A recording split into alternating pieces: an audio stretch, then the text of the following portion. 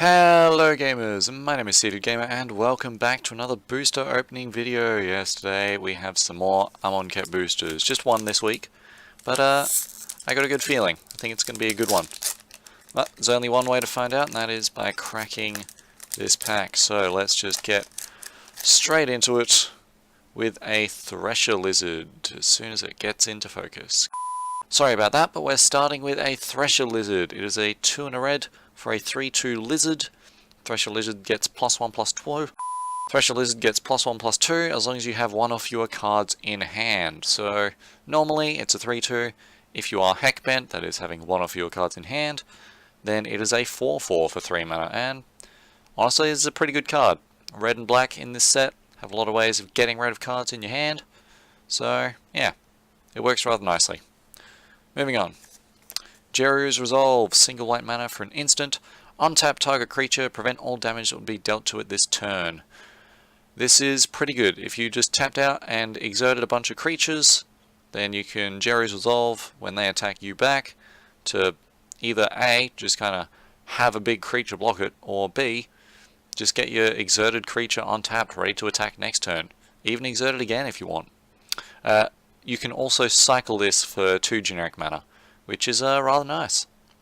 Rather nice indeed. If you're never going to use this, you're like late game draw, this isn't going to help you cycle, try and get a new thing. It's pretty good. It's pretty good. Moving on. Naga Oracle, 3 and a blue for a 2/4 Naga Cleric. When Naga Oracle enters the battlefield, look at the top 3 cards of your library. Put any number of them into your graveyard and the rest back on top of your library in any order. 4 mana for a 2/4, that seems to be the amount you pay for a 2/4, but this guy has somewhat filtering.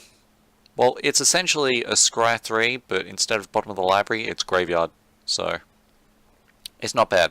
It's not bad. Moving on. Cartouche of Zeal. I do like the cartouches. This is a single red mana for an enchantment aura cartouche. Enchant creature you control. When Cartouche of Zeal enters the battlefield, target creature can't block this turn. Enchanted creature gets +1/+1 and has haste. Welcome to red. We punch you fast. Yeah, this card is fine. This card is not bad. It gets your trials back in your hand. It gives a thing +1/+1, which more toughness in red is usually pretty hard to come by, so that's not bad. And making a thing unable to block, that's what red does. Giving a thing haste, that's what red does. Moving on. Pouncing Cheetah. 2 and a green, 3/2, cat, flash, yep. That's card. It's pretty good. If you're green-blue, you want to hold up counter mana, they don't cast anything, boom, Pouncing Cheetah. If you're green-white and you want to keep up a hasty blocker, boom. Hasty blocker, is that? Sure, flash is now hasty blockers. Moving on. Soul Stinger, 3 and a black for a 4/5 Scorpion Demon. When Soul Stinger enters the battlefield, put 2 -1/-1 counters on target creature you control. When Soul Stinger dies, you may put a -1/-1 counter on target creature for each -1/-1 counter on Soul Stinger. So this is a pretty decent card. So like, if this is the only thing on the board, it's probably a 2/3, and then when it dies, it gets to shrink something else by 2. It's pretty good. If you get 2 of them, you can either put them all on 1 so that you have a 0/1, and then you can give something else -4/-4. It's pretty decent. I don't mind it. Moving on though. Giant Spider. Speaking of 4 mana 2/4s, we have 3 and a green for a 2/4 spider with reach. Blocks flyers. Sure does do that. Not that there's a few flyers to be worried about, but not really many that the Giant Spider can deal with by itself. Like there's the 3/2 flyer with Embalm. There's like a lot of the flying has like 3 toughness, so this is mostly just a chump block a lot of the time. Or like just something that'll bounce off of. Yeah. Interesting. Hadn't thought of that before, but yeah. Maybe not as good as a card as I had initially hoped in this particular set. Ah well, moving on. Cursed Minotaur, 2 and a black for a 3/2 zombie Minotaur with menace. Now this is a good card. 3 mana, 3 power, that seems fine.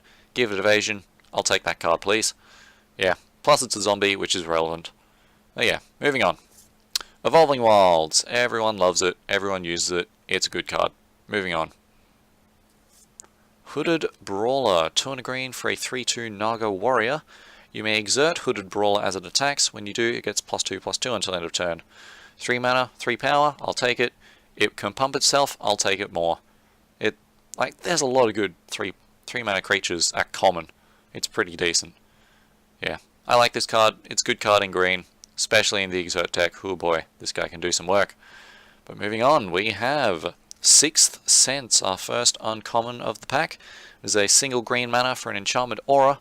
Enchanted creature has whenever this creature deals combat damage to a player, you may draw a card. I have quite a few decks that I would like this card to be in, but yeah, it's a pretty decent card. If you can get it onto a Slitherblade, it's pretty good. Anything with evasion, like if you can put this on the Minotaur, wherever he got to, like just down there, Cursed Minotaur.